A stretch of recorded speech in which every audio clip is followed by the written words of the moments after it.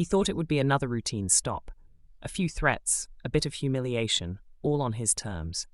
But when Officer Blake opened my trunk and froze, staring at a document that would change his life forever, I knew the show had only just begun.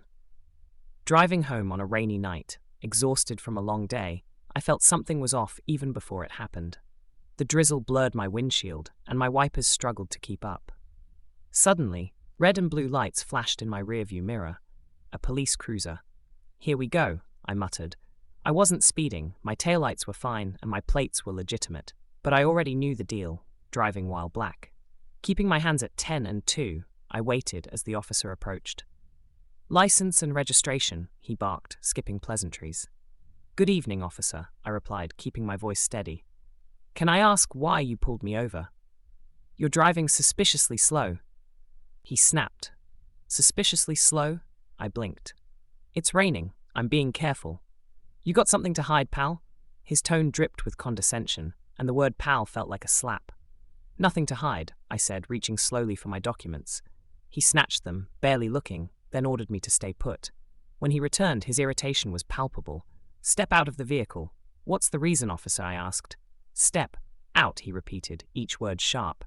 I sighed and complied, stepping into the rain. "Open the trunk." "With all due respect, officer, you need a warrant for that," I said firmly. His smirk twisted into something uglier. "Wrong. I can do what I damn well please." Ignoring my protests, he popped the trunk and found my sleek grey document case.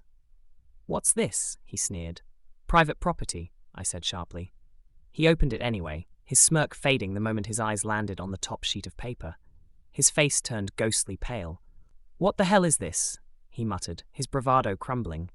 "That," I said, crossing my arms, "is a notice of termination." His hands trembled as he read it, his name bold at the top alongside a list of offences that would make anyone unhireable. Then his eyes hit the signature at the bottom. "Logan Carter, Chief of Police." "You're the new chief?" His voice was barely a whisper.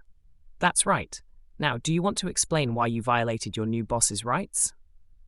I didn't know," he stammered, panic replacing his earlier arrogance. "Oh, so if I weren't your boss, this would be fine?" I shot back. "Let me guess, this isn't your first time pulling a stunt like this." He didn't deny it. Silence confirmed everything. "Please," he whispered. "I need this job." "What you needed," I said coldly, "was a lesson in accountability." I dialed Chief Peterson, my second-in-command, and made the call.